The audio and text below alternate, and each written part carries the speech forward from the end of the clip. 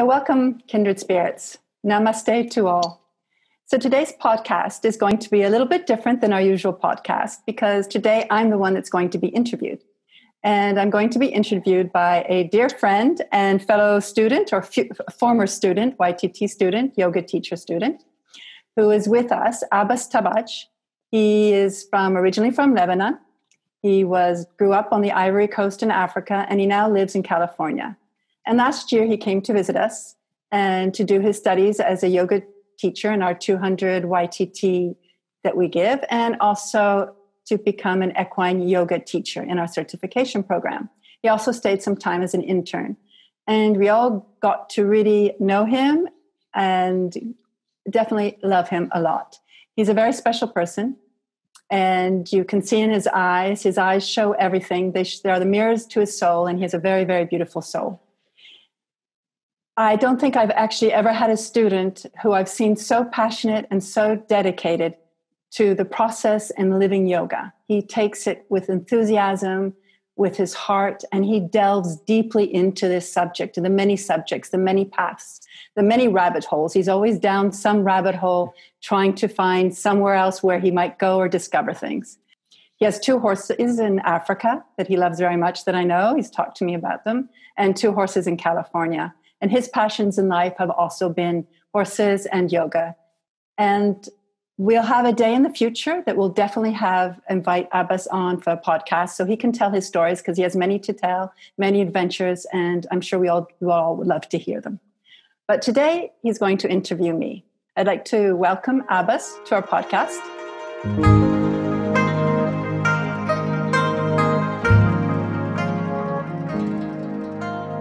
Namaste, Abbas. Namaste, Terry. Namaste, everybody.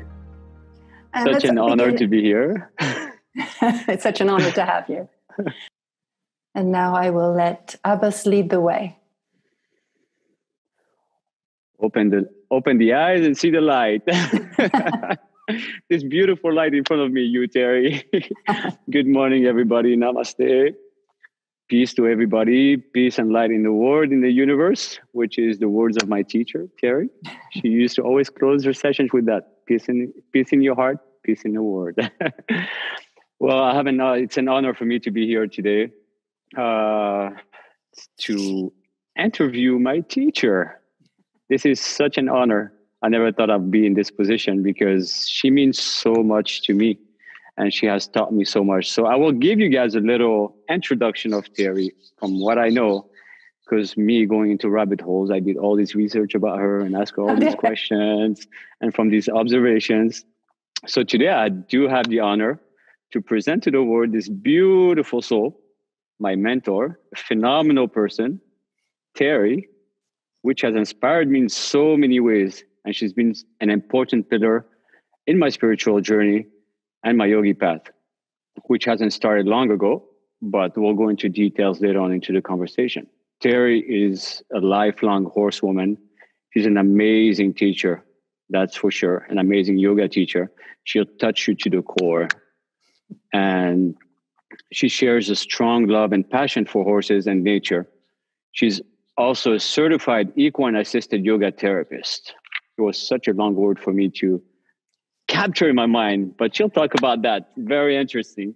She's an energy healer, the founder of Spiritual Horsemanship, former owner of a hotel in Cahuita, which is in the Caribbean side of Costa Rica, mother of 2 daughters, and a parent of many, many, many horses and animals and dogs and cats. And she's an amazing mother. She's an amazing human being.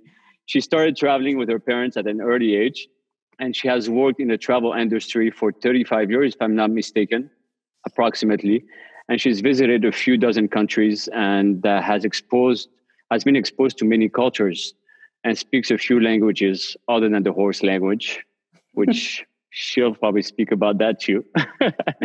She has a very interesting path in yoga, spirituality, connection with horses, and many other mysterious sides of her that I still discover as our friendship develops. And she never ceases to amaze me with her strength, her passion for everything that she does. She's a strong warrior with an incredible story to share with us today. Let me tell you, She has a deep understanding of the nature of people, and she has the gift of sensing different kind of energies around. I don't want to spoil her beautiful story and steal her time, because I can go on and on and on and on about all this inspiration that I get from her, and she deserves to be on a pedestal. So let's gallop into your story, Terry. I don't have a horse here, but we'll try to be gallop horses. Anyways. Yes, let's gallop. Namaste, Terry. Namaste. Namaste. Namaste. And thank you again for having me today and giving me this honor to interview you. And I have so many questions. You know me. Usually I go to Terry's classes when I used to be at Kindred Spirits.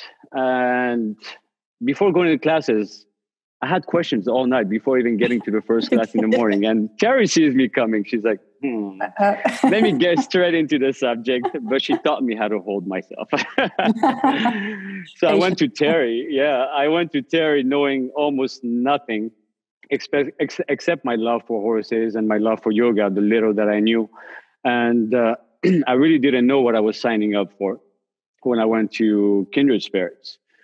Officially, it was a yoga retreat. I was leaving Africa and I just wanted to pursue my spiritual path.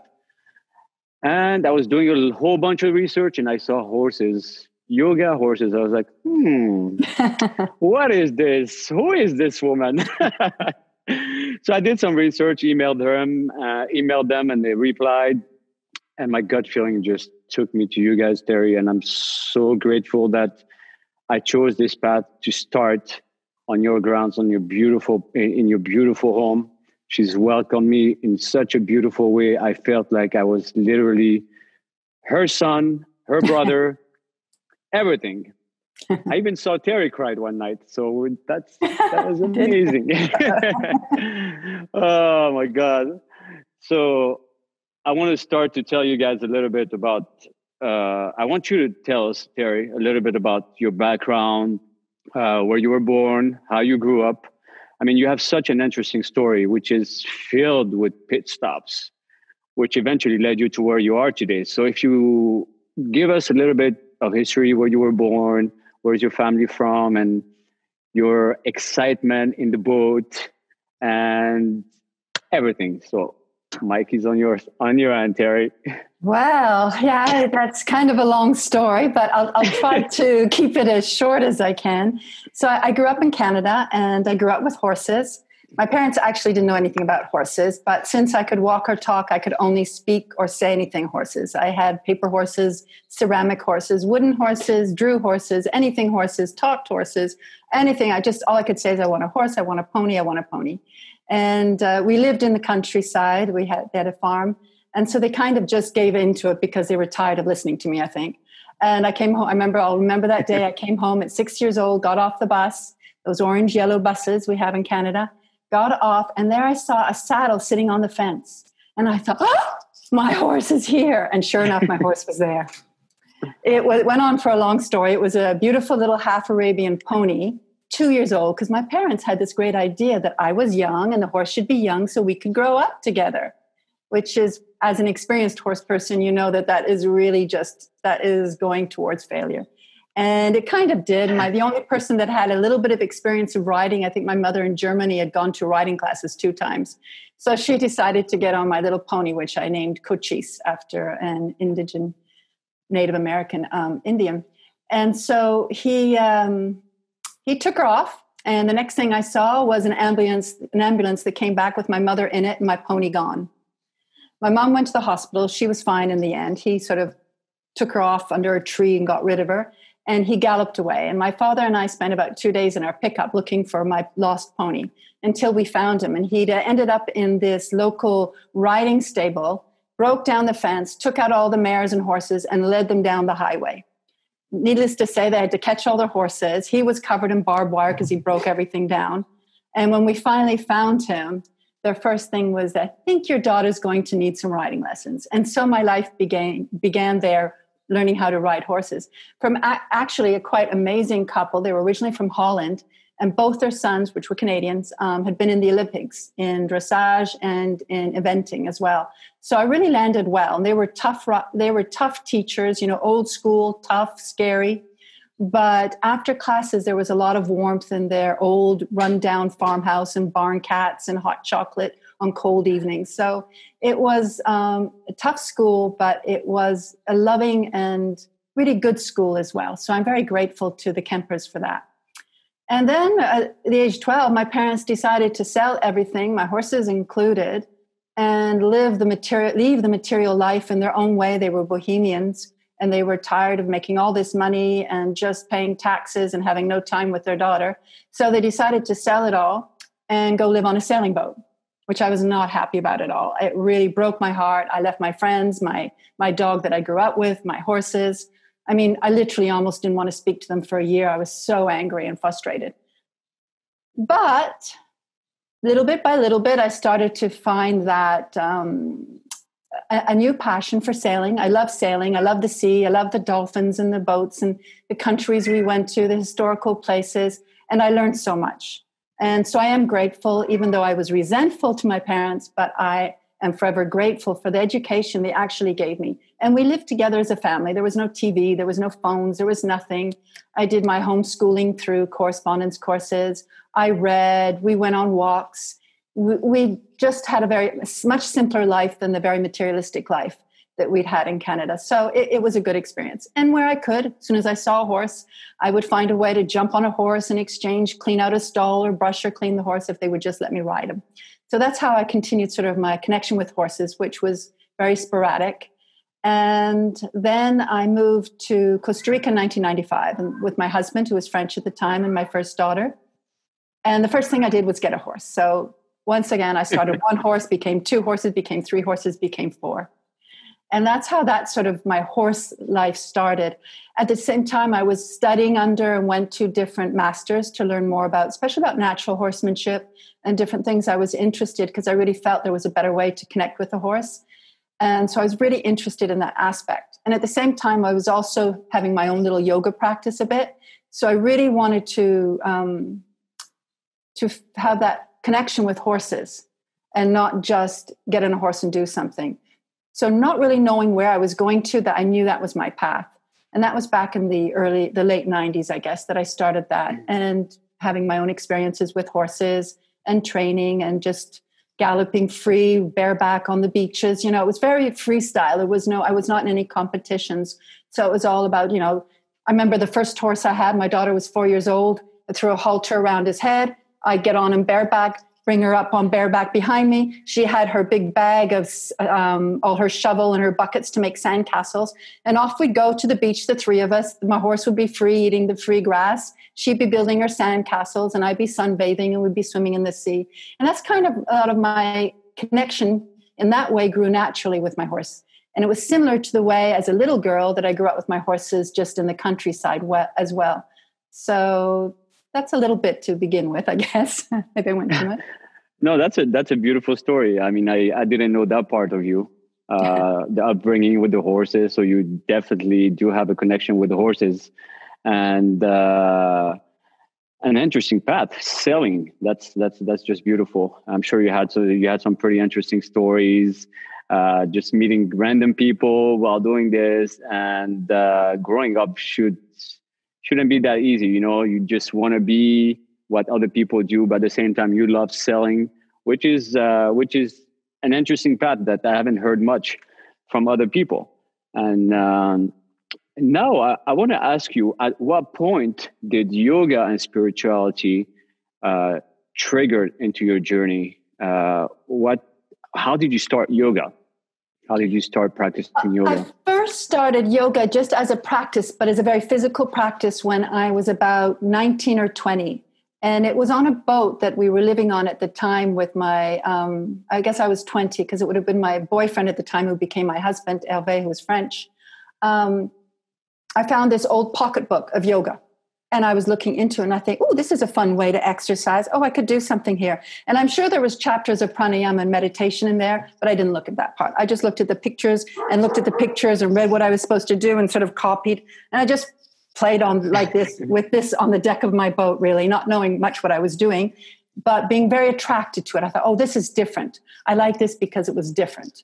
You know, when you're young, you're always looking for something different to be different than someone else. And I thought, oh, this will make me different, I guess. But it was from a very physical aspect.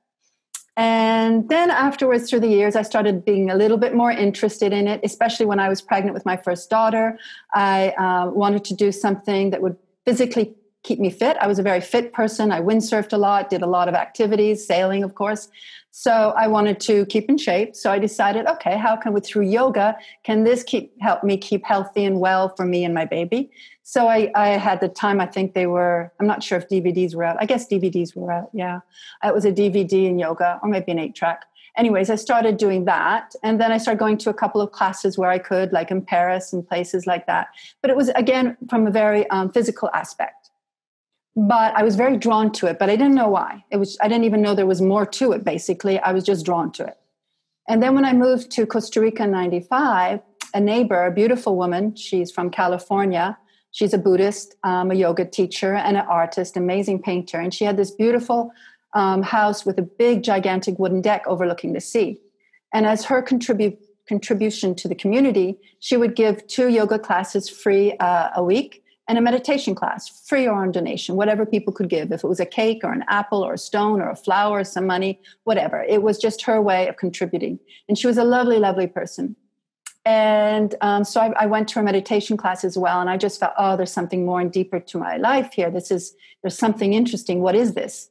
And at the time, I was going through some really difficult personal issues. My stepfather, my mother's husband, he was dying of cancer, and we were taking care of him at home.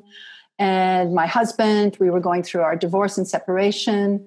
My mother, after the death of my stepfather, she became very sick as well. So there was a lot of pain, a lot of emotion, a lot of trauma going on in my life. And I just knew that going to yoga saved me. It grounded me. It healed me. And I didn't know why, but it made me feel better. And I started having these feelings. There's something more to my life. There's something more I need to do. It was almost like a feeling, it's time for me to go home. And I kept saying that. And at the time that I was saying that, my husband, who we were divorcing at the time, what do you mean going home? And I said, I don't know. It's just time for me to go home. And that's all I could explain and understand at the time. Through a horse that I had who became very ill, and that's a very long story, but I also I had to discover new ways to heal her because the Western medicine was not working. So through this, I started my studies as a energy healer, metaphysical energy healer, and Reiki, etc. And so through that, and then my yoga path started to go deeper and deeper as I discovered that more there was behind it through the meditation, through starting reading books and understanding, and I continued that. And then I met my friend Corinne, the beautiful person I interviewed on our first podcast. Amazing Corinne. Yes, amazing Corinne. And she helped me become a yoga teacher. And I became a yoga teacher. She is my teacher, my guru. And so that was a wonderful experience. And then I guess at the time that before I met Corinne, I was feeling these feelings, going to my yoga classes, having my own daily yoga practice at home, going through my spiritual searching of who I am, where was home, until I found home was right here within me. But the horses I discovered too were helping me and guiding me. My mare that had been sick could push me. I literally feel her story and our story together pushed me in maybe areas in my life I might have not gone without her. And my personal belief is that horses have decided to stand by man throughout the ages, no matter how they've been treated, to help us spiritually advance and evolve. And I truly feel this connection with my horses, that they're constantly nudging me and pushing me further. They're helping me to feel safe and find my peace within, but they're also nudging me to go past my limits, to find out more, to discover more, that there's more out there you need to do. Even now, right now, they've been pushing me around a bit. I don't know what they're up to, but yeah. So I just felt this, it was the same. And I think there's different paths for everyone to follow. We're all on different paths in our life, looking for our dharma and our purpose, whether we're aware of it or not. We're still on our paths, each and every one of us. And sometimes we can look to others with, judgment or frustration or what are they doing? But they're only on their path, and they're on their path they need to be. So it's trying to have a bit of compassion for that. And I learned that through my own mistakes, maybe they weren't mistakes or choices, that I learned these experiences, and these were experiences I needed to learn. So everyone needs to learn their own experiences. But back to the horses, it was like this feeling that, okay, there was something more. And I could see they were giving me the same energy, the same guiding power as yoga did. And yoga is about union. So, and with horses, I wanted this union with horses. But I didn't just get that union and connection with them. They taught me, showed me the way how to find that union with me, with myself, and with the divineness that's within all of us. I mean, and they still do. They constantly do. Because, you know, as you've seen, Abbas, when you're here and in your connection with horses, I'm sure too, that horses are always connected. They're always present. They're always aware. They are there already. You know, they are where we want to be, and they guide us and help us. So everything with yoga and horses for me is just so similar. There are two paths that for me follow each other diagonally and sometimes crisscross, almost like Ida and Pingala going up the Sushumna channel. You know, they cross and these two energy rising. This is how I feel my life's been since I've integrated yoga and horses in it.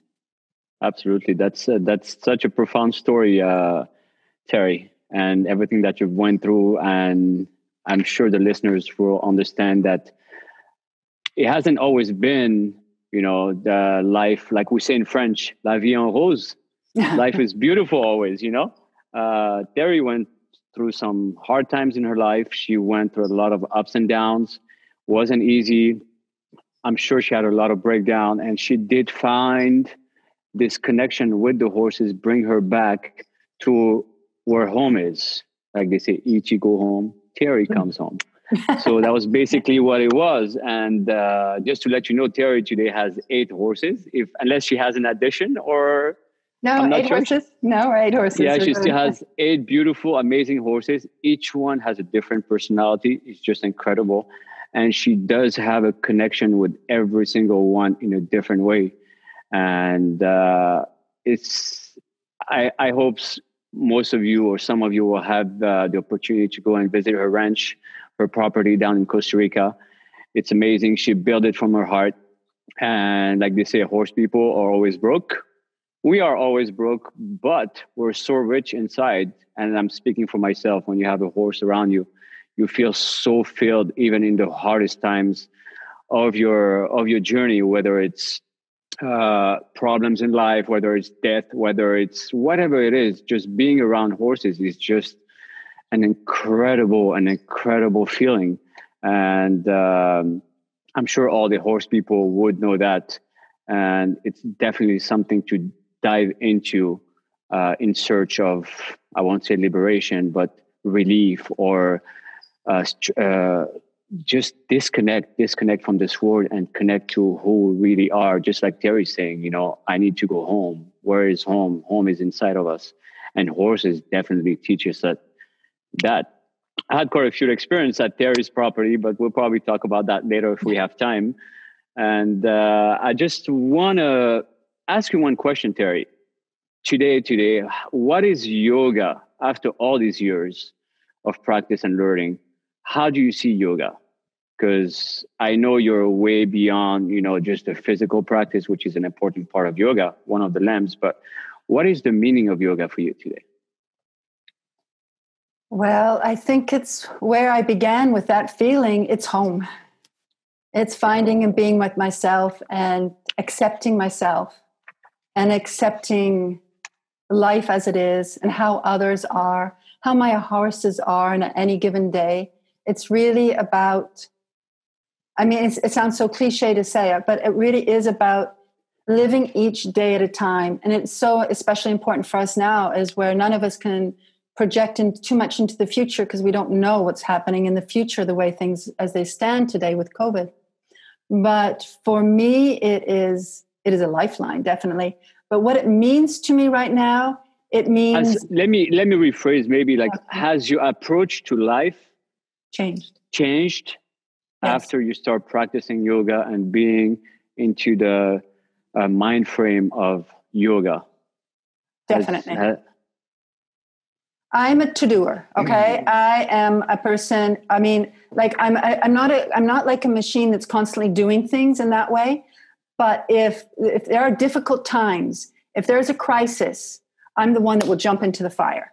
Okay. And I'm always looking, I maybe through my life, lack of money situations, what different things, I am always looking for ways to survive. Right. And sometimes my daughter, who in some ways we call Johanna, and I call her the little Buddha, the little Yoda, because she comes up with these little words of wisdom, and she's not a yogi, but there's so much wisdom in her little words now and then. It's interesting.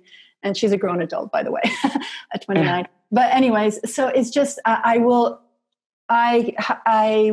very easily move into that mode of I need to do something to save us, right?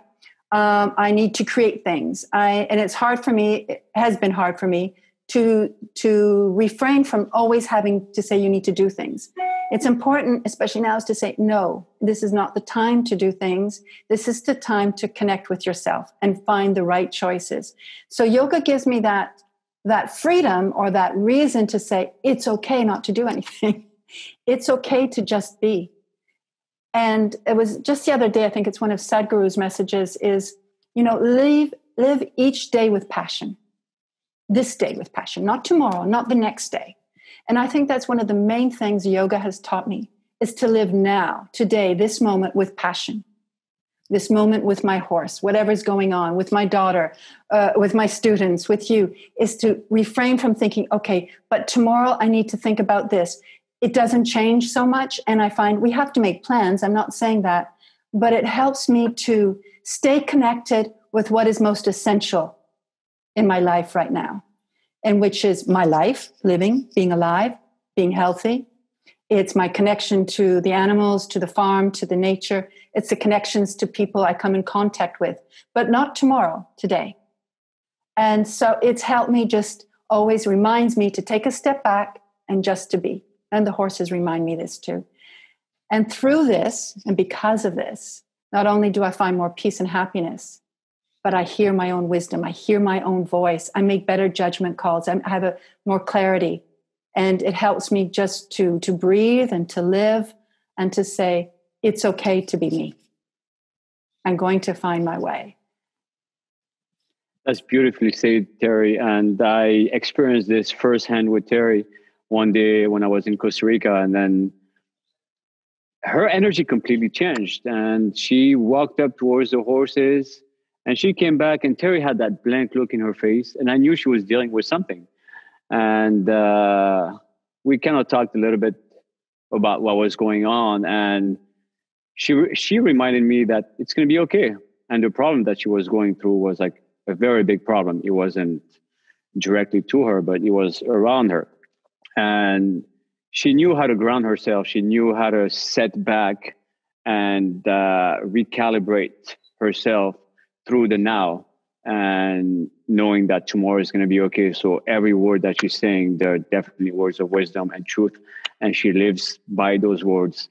And I've experienced that myself. And I want to ask you a question, Terry. A lot of people have this misconception about yoga and horses, what yoga and horses is. Mm-hmm. Can you explain a bit more the aspect of finding the connection with our horses to have a more harmonious life with ourselves and our horses? And if you can clear a bit about the misconception of how to explain to people, what is it about when we say, yoga and horses? Some people think it's just like stepping on the back of a horse and, just doing a headstand or jumping left and right. And what is that connection? How can horses actually teach us how to be in the moment, how to be who we are, and how to connect to the now? Because what you taught me, and I hope you can, and I know you will be able to give that to our audience, what you taught me through sessions. By the way, guys, I took the Equine Yoga Therapy course with Terry. It's an amazing course that all of you should at least look into it. But going back to my question, how can you describe that? How can you explain this to our audience? Okay. Well, I don't always like to start or come from sort of a negative thing, but I would like to begin what it's not. And what it is not, it's exactly that. It's not about acrobats. It's not about making that beautiful picture on top of a horse doing something incredible. And while that is fun and can give us a bit of joy, we mustn't be attached to that. It's just a moment, okay? But that's not the reason. That's not the foundation. That's not what it's about. What it's about, from my perspective of yoga of horses, and there's different things. I mean, a lot of people do yoga for horses just to be physically fit and better riders. And while that's a very important aspect, it's not the main part of it. It is important aspect, but it's not. It's just like we have to stay healthy through our asana practice in yoga, or with our practice with horses. We want the horse to be healthy and us to be healthy. But it really, what it's about is about connection. And you can, if you look at the 8 limbs of yoga, which maybe not all our listeners know that, but these are ways, and it's like a manual to how to live our lives and what we can do to be better human beings for ourselves, and how to find our inner wisdom and our inner connection. So they're all guidelines. And these same guidelines can be used with our relationship with our horse as well. And yoga with horse is about connection. You know, yoga is the union with ourselves, with the universal consciousness, with the divine, with whatever word we want to use for our personal beliefs. And horses, it's about union. Horses live in union as a herd together. So the way they live together, either as a domestic herd that's always established with each other, or as a wild herd, is similar to the codes of conduct or the yamas and niyamas. They have very important rules, and they're about union. They're about harmony. And in yoga, we seek that union and that harmony, and with horses too. Now, as humans, we get caught up in the to-dos and the to-beings and the whatnots and what we must do and what we want our horse to do and how we want to be. And through our practice of yoga, we are reminded that this is not what's important. It's that coming back and just being with the horse. But it can be very difficult for the human to do it. So the yoga helps the human to come to that space of being in the moment and of acceptance and of non-attachment. And I had a thought there. Humans, we have the parasympathetic nervous system and the sympathetic nervous system. And the sympathetic nervous system is that flight-fight response within us. And the parasympathetic is when we are calm, we digest. And right, yes, sometimes I get them backwards. No, that's right. Good. Yeah, I get on that same thing. Right, left, what? Okay. Yeah. So, and horses, they're such the perfect, beautiful example of this, because they move back and forth with ease from flight mode, danger, run, to danger's gone, head down, eat grass, relax, and in harmony. That's how they've survived for 60 million years. And humans, we get stuck in the sympathetic mode. We get stuck in that flight, fight, survival mode, which means we are in stress, we're in anxiety. And when humans go to the horses, even if they don't think, they're holding on to that. So yoga is a way to bring that balance of right and left, yin and yang, and bring us back into the parasympathetic nervous system, where we're in a calm, where we're present.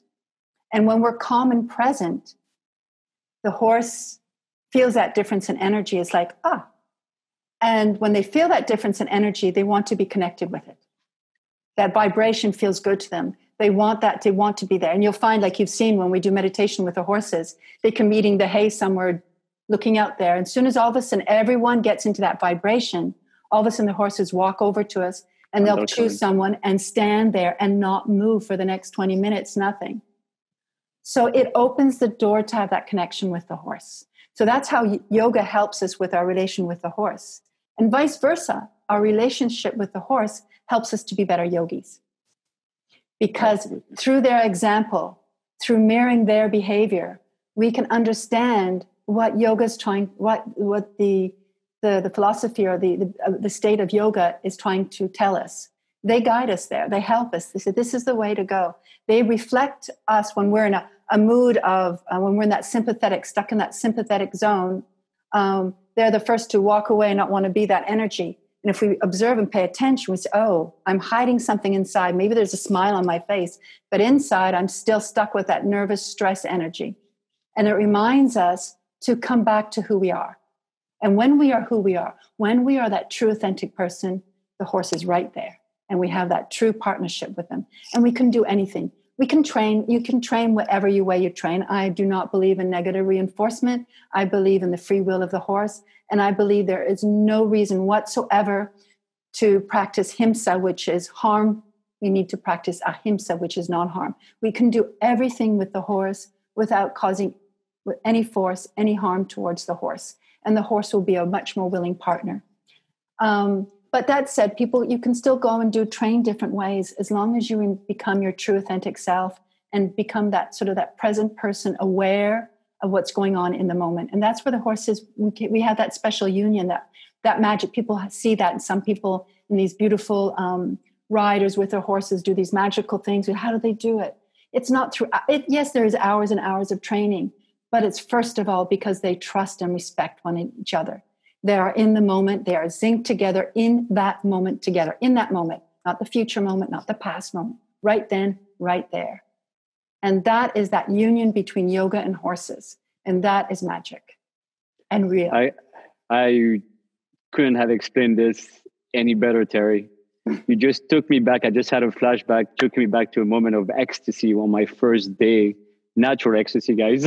Don't misunderstand. Natural ecstasy on that first day when I didn't know what to expect. And for me, it was yoga and horses. So I was going to learn some postures of yoga, some asanas on horses. And then as soon as we get down to the arena, then Terry just put some chairs down there, and she says she helped us to ground ourselves first and close our eyes and do some meditation and breathing and sharing sacred space. And in my head, I was just like, what? I'm not here to... And we did a whole week of sharing sacred space with the horse. And that by itself really shifted my understanding and my relationship with my horse, which makes me want to go back to Africa so bad to see my horse and practice all this. And due to the COVID, I still haven't had the chance to go there. But it's such a beautiful environment to be around. And one thing that, I don't know if you mentioned that, you can't lie to a horse. Mm-hmm. You definitely cannot lie to a horse. If you're trying to show your emotions that you're good, oh, okay, I'm fine. And I remember one day we were riding in the arena, and I never rode bitless on a training horse, except my mare, which, I do whatever I want with her.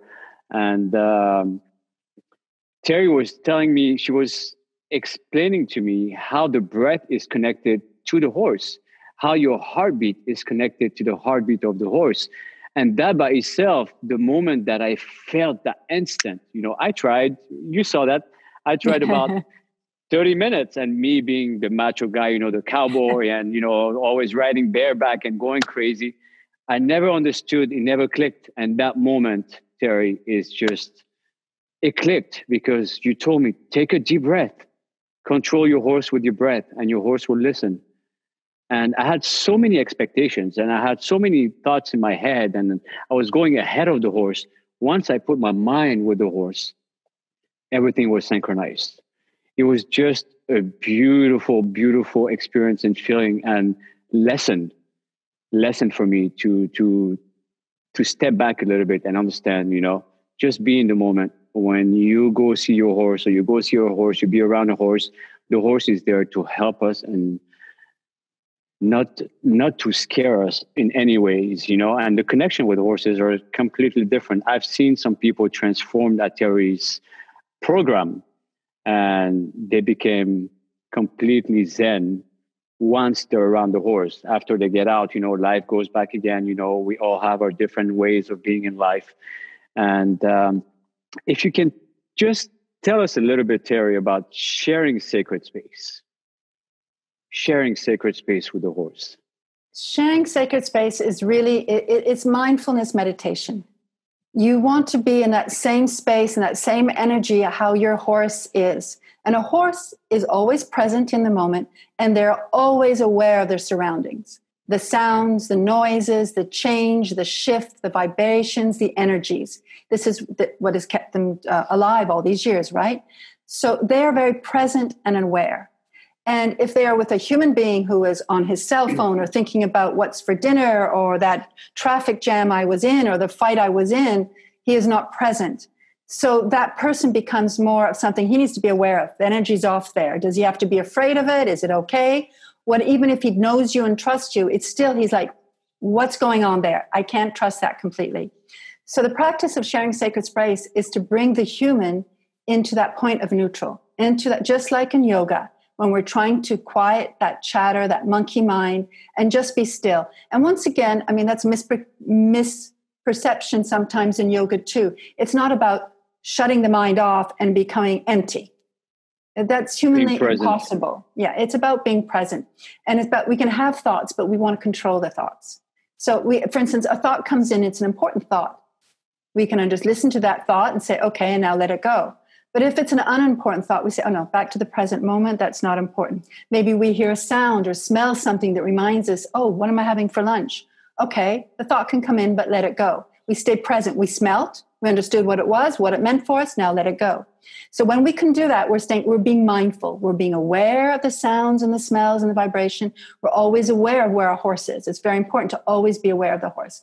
So by asking the person to stay still and be present and helping them through, because it's very difficult. Most people can't sit still, is to help them first through, I like to bring them into some pranayama, some simple pranayama, just to balance the energies within them, because we all have these energies moving within us, and to bring us into that balanced state of energy so the horse also feels comfortable.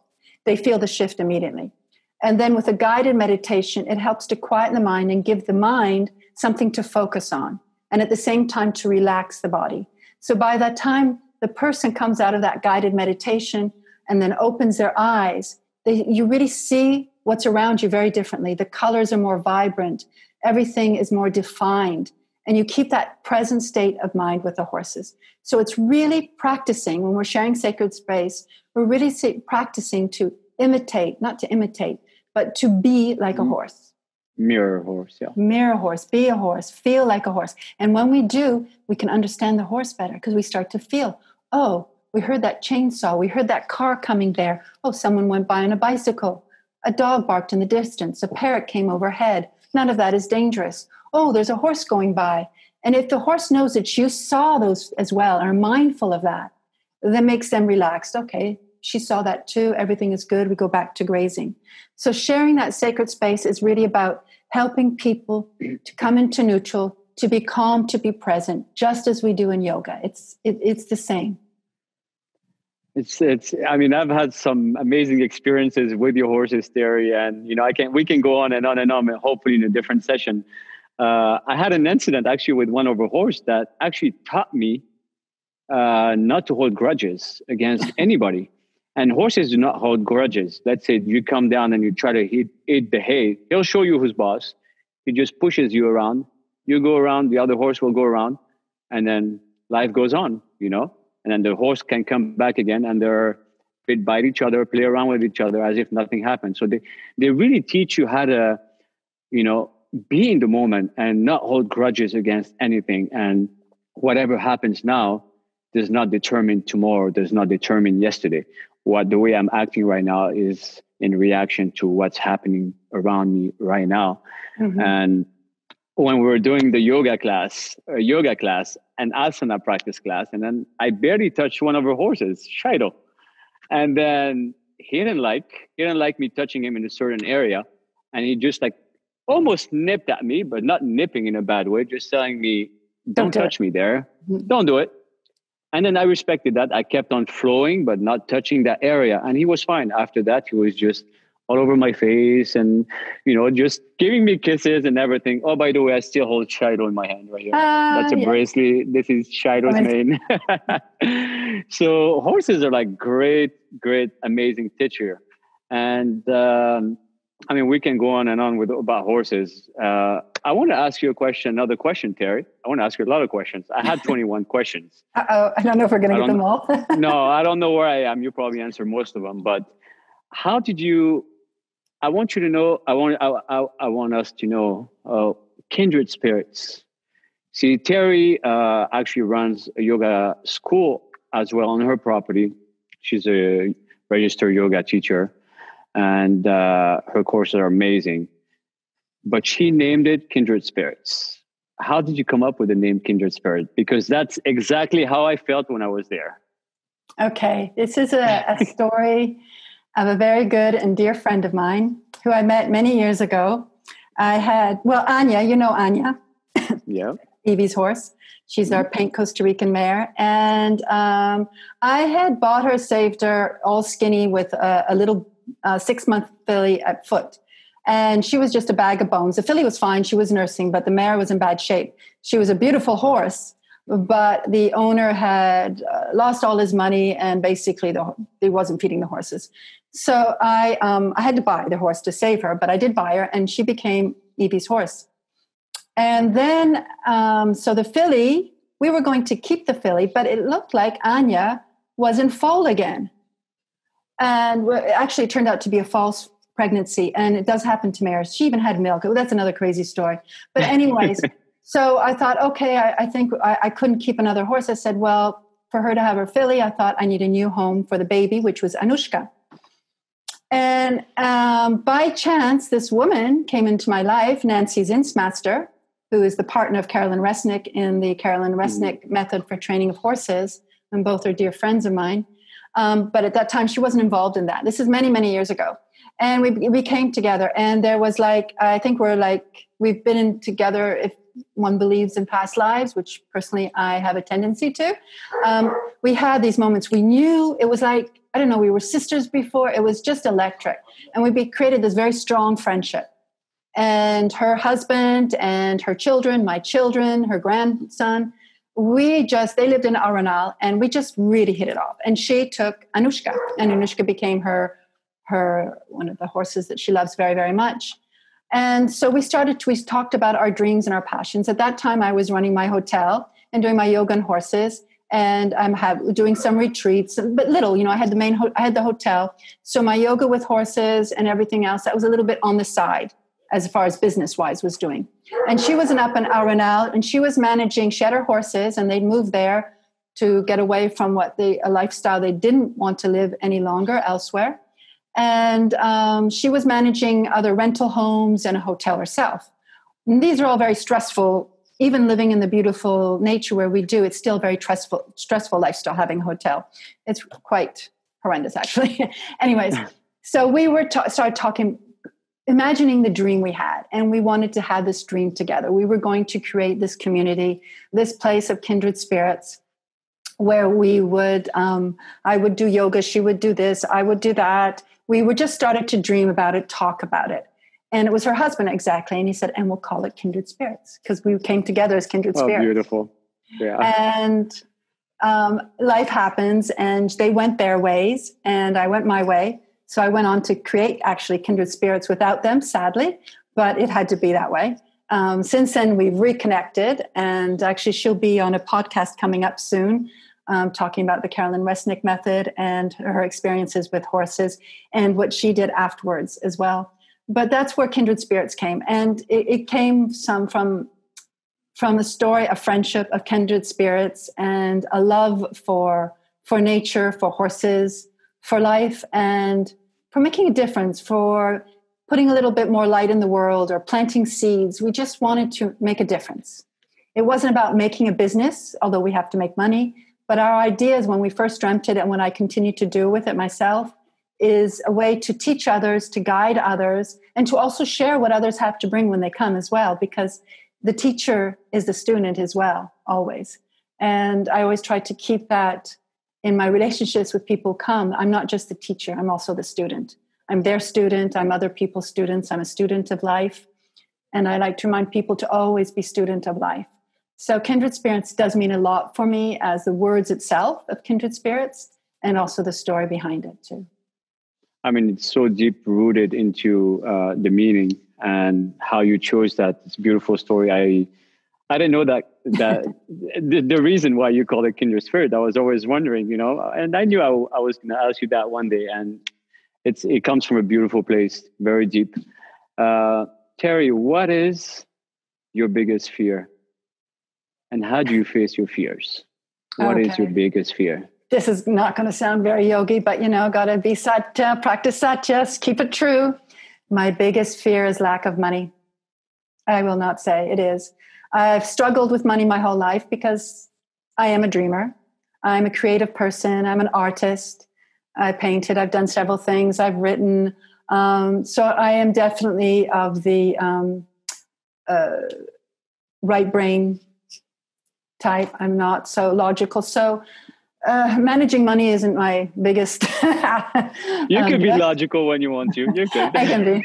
I try to. I've had to. I mean, the hotel business, even if I didn't like it, I had to tell you, it taught me a lot. It taught me a lot about business, how to manage people, difficult situations. So I am grateful. It did teach me a lot, that for sure. But I guess, and now even more in these times ahead, lack of money is a big thing. So yes, I have to practice a lot of yoga. I have to go out with my horses a lot. I have to keep it real, keep it to the essential of what I need today, what has to be done today, because it is something that is now. I mean, before I could say I could have it under control. I could manage this, create this. But in the situation, and so many people out there, you listeners, I'm sure you're all so in many difficult positions. So it's like, I just remind myself, well, you're not alone. Everyone else is out there is in the same boat. And my feeling is the only way I'm going to manage to, and this could go on. I mean, I'm not saying the virus could go on, but a new world, we have to shift our way of thinking and our shift our way of being. So if we're going to get stuck of survival mode and making money and everything else, we're continuing more of the same. And that's not going to help us progress or transform as a person, nor as humanity. Because the world, the planet's doing fine. It's going to survive with or without us. I mean, we can do all these terrible things to us, and I do believe in global warming, of course, but the planet will survive. Or the humans might not, but the planet. Yeah. So what we have to work is on humanity, right? So we have to begin to ourselves. And my fear of lack of money, like many I'm sure are out there, and lack of finances, I'm dealing with it, really trying to stay, okay, I don't have control of this. So I'm practicing non-attachment. I'm doing what I can do to the best. And what I can't do, I'm letting go. I have to let go what I cannot do. And there's tons of things sometimes I try to do things. It's going to lead me nowhere. It's a waste of my energy. It's a waste of my forces. But at the same time, I want to keep that momentum of movement going on in my life, not to become stagnant. Yoga is not about doing nothing and just giving up. It is about being very proactive. It's about acting and our responsibilities in life and how we manage that. So we have to stay really present and remind ourselves in that way. So that's I'm sure with the pandemic that's going on around right now, and the struggle about because basically you're funded on I don't like to put it this way, but mostly on your yoga teacher trainings and people coming in for workshops and horse programs, which is your passion, which is one-on-one, your passion. And also you're trying, to make a living out of this, not in a bad way, but, this is your bread. Yeah. And the pandemic has probably hit you in such a way. But how did this transform you mentally and work around technology or to advance into it? Because I know Terry and I, she's a Pisces, by the way. Right there, you're Pisces, right? Yes, I'm a Pisces. And we're very much in the air all the time, and we're not very technological. And so I'm sure it's been a challenge for you to get everything out. And the way when I was presenting Terry at the beginning, introduction, thing that she's a warrior, she's definitely a warrior because she's not afraid to put her feet into what she does not know. And just seeing her grow, and I was trying to give her some tips sometimes about something, and I see like she's ahead of the game. I have to ask her about technology now. No. You told me a lot. How did this whole COVID, help you move on, and are you developing your new courses coming up, or what you have to offer, online? If you can share that a little bit. And it's been challenging times indeed. I mean, this whole technology and putting myself online. I mean, I'm a person who likes contact, having the person in front of me. That's how I'm as best as a teacher. And so to have to teach online to a screen or to a camera, I mean, I froze. I mean, the amount of hours I would just be completely shut down that screen. I cannot talk to this camera. It was so hard and so challenging, but I had to push myself because it was the path that we had to follow. And And yoga, it's like when your asana practice, you have to push yourself a little bit to your edge, slightly little over the edge without hurting yourself, and come back again. So I kind of decided to approach it that way. I would go a little bit past my comfort zone and then back up and where I was comfortable again. And then each time a little bit further and a little bit further. That, under the guidance of my daughter and her pushing and kicking Johanna and I to be better online subjects and teachers, did a lot too. It's been interesting. I've learned to actually enjoy doing the online classes. When we were doing the live ones on Instagram, I had to stop that for a while because we're doing a lot of other things at the moment. But I did finally start to enjoy that in a different way. It was interesting, and also another way of connecting to people. And now, so what we're doing right now is we've been doing a lot of videoing, creating our online content for Yogi horsewomen and Yogi horse people in general, which is, again, it's not from just the physical aspect. It's also from the emotional and mental aspect to find balance in our lives and with our horses. So we're doing a lot of that. And are you planning to teach online, YTTs online? How do your YTT look like? The thing is with YTTs, when this first started, we thought, okay, this is a road we're going to have to go down, doing YTTs online.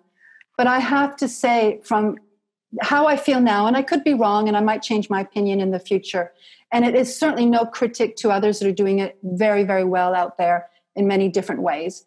But for my personal feeling, I don't feel comfortable right now to teach something that is so important, yoga teacher training. Right. People come, young people especially, but I have people of all ages, even older women, men of different ages that come. But in the first 200 hours, 300 hours is different. They're already established in themselves. But in the first 200, there's a lot of emotions.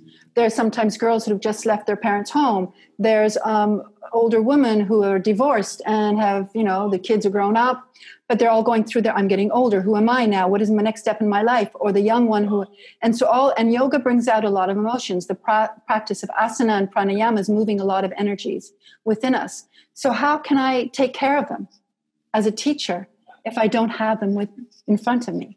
How can I guide them properly? I can teach them. I can teach them the history. I can teach them how to do the pose. We can teach them all these things. But how can I teach them at the personal level where they need personal guidance? And I'm not a therapist, and I don't pretend to be, but I do observe my students and sometimes push to some places where they don't want to go and they think I'm a horrible person or don't like it or think I'm judging them, which I'm not. But I'm pushing them to the edge where they need to go if they're going to evolve. And I think that part of it, for the moment, I can't see how I can do that in a YTT. So I've sort of hesitated, and so far I'm not doing it. I'm not saying I won't do it in the future, but I have to find the way that I can comfortably do it, because I do want to be there as a teacher. And so does Johanna, who is, as you know, my partner and teacher in the YTT. Yes. And we really feel this is an important ingredient. And if we find a way that we can do this, we will do it. Maybe next year. I mean, there is definitely nothing wrong, like you said, to give it online teacher trainings. No. And knowing Terry and knowing her energy, and she's an energy healer and she works with energies, I completely see your point of view on that. And again, there's no wrong. Some people are very gifted to pass that on, through the internet and through these platforms. And I see your end too, your side. And Terry has so much to share. And when I say so much to share, it's not just about yoga. She lives yoga, and she is yoga, and she gives it to you directly on the one hand, and she'll catch it up. She'll catch up to it. If you're not feeling good today, she'll know it. She'll make a point and she'll move away. She'll make you think about it. She has her own magical way of, reading people's mind. And again, in your intro, when I was reading your intro, and that's why I referred to, and I'm glad you actually touch upon that. And but Terry, in your life, to you, who is the most important, powerful, most beautiful, loving, most inspirational, most respectable, and prominent person in your life that you know? Oh, wow. The most prominent person in your life. Well, there's no right answer. there's been many people that have inspired me and been my teachers. I kind of feel teachers are gurus. They come into our life many at different times, different places. And you might not see them as a guru at the time, but they've come into your life and taught you something in these many episodes, and they move on. People come into our lives, and sometimes we're sad when they leave, but it's that experience is over, and we detachment. It's not to be attached to that. But Terry's so humble. She just doesn't want to say that she is the most beautiful and prominent person in her own life. And no. You are, Terry. You are, we all are in a certain way. We have to reflect within ourselves. We forget ourselves. And basically what yoga has taught me to is to go deeply within me and love myself and understand that we are beautiful. We are amazing. And if we don't believe in it and we don't feel it, we cannot share it to the world. And the reason I'm saying that, Terry, is because you give so much out to the world. You give so much to people that you forget yourself. And deep inside, you are an amazing, incredible person. And I can't even thank you enough for everything that you have brought into my life. And, I know this is getting a little bit long for the podcast and don't want to take much of your time. I just want to ask you maybe one last question. One last question. And, I have a lot more. So let me make it. No, actually, you know what? I just want to open up the space to you and share anything with the listeners and practitioners about yoga or anything, maybe about, your experience, your daily routines, or your contacts with people around, what yoga has brought up to you in your life. Anything you want to share with the listeners, the audience? I think what I'd like to share to our listeners, because we're all in this, going through these similar experiences right now and what's happening to everyone. And I really, really would like to say to everyone, don't give up hope. The light is there. The light is always shining within each of us. And the light is out there in others too. See that light. Trust that light. Find that light. Trust your gut feelings. And even if you feel that you're stuck and can't do anything, you're not stuck. You can find ways to do things within yourself, around you, but always look for some forward movement. Practice that being still to see what you need to do, and then keep up with it. There's always the light. The light is always there. It's never, ever gone. No matter how dark it may seem, it is never, ever gone. Just keep looking for that light. And many people have different ways to find the light. It can be through religion. It can be through their family, through their husband, their wife, their daughters. It can be through their animals, their horses. For me, it's my horses. Yoga, it's my daughters. It's the nature around me. It's the people I meet. Constantly looking for that light. Sometimes it's hard to see the light in some other people, especially in this world today. I'm talking about some leaders out there, no names. But even then you think, okay, this is an awakening. And there's always, I feel for me that there's a reason sometimes. And I'm not trying to say this. I come from a place, I have lost my husband from the COVID virus, Lexi's father. So I'm not saying this easily because I know people are severing and have lost ones. And we too could not go to the hospital to say goodbye to him. We too could not see his remains afterwards. There was no funeral. There was nothing. So I come from a place of my own experience of this too. So I deeply understand others out there, but understand too that there is the light and you need to find it. You need to see that light within you so you can let it shine outwards, because that's what the world needs. That's what humanity needs. And whatever you find that light, look towards it, whether it's in the horse's eyes, whether it's in your yoga practice or your religion, your prayers, or your art, or your singing, or your dancing. My daughter, it's dancing. Lexi has her other ways of finding her light, which is horses right now. She's discovered the light in horses, and she's passionate about horses. Everyone has that. Look for your spark and follow it. Beautiful said, Terry. Oof. I mean, the universe will never put on us any burden that we can handle. And Terry has definitely been an example of that. She's dealing with this every single day of her life, whether she knows it's consciously or subconsciously. And she knows and she speaks behind her words when she said, just find the light. She keep finding the light into everything. And I mean, I wish I can ask you more questions there. There's so much I want to ask you, just go ahead and follow Terry, just see her new archery journey that she's taking on horses. And she does a lot of good things. Don't hesitate to check all her podcasts, her pages. I mean, I had the most beautiful experience of my life, and I speak from a very deep place in my journey. My recent journey was at Terry's property and sharing this sacred space with Terry and her family. And I really, really, really, really thank you for that. And I'm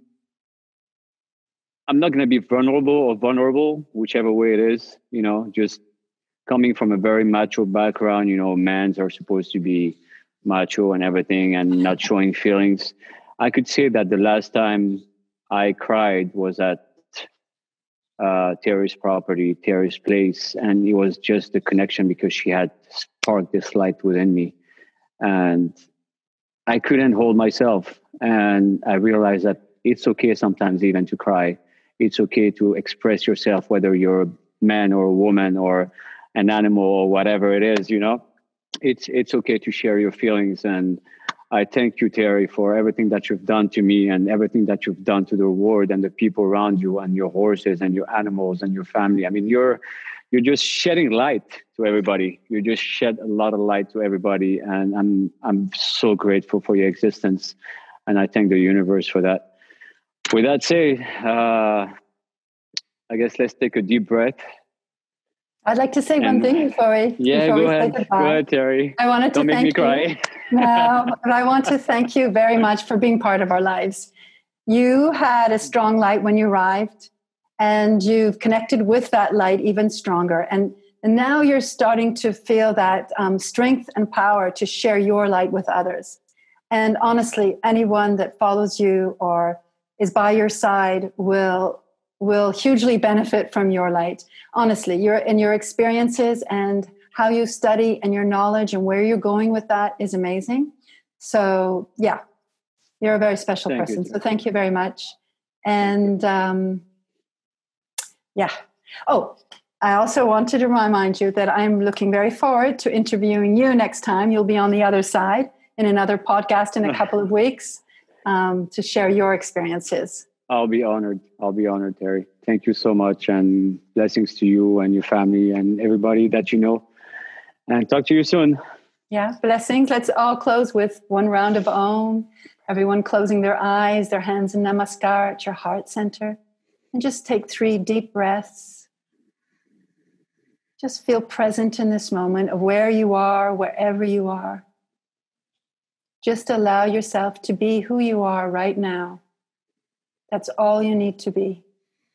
Peace in our hearts, peace in our lives, peace in the world. Namaste. Thank you, Abbas. And thank you to our listeners. Have a beautiful day out there. Thank you. Remember to smile and shine your light. Yay!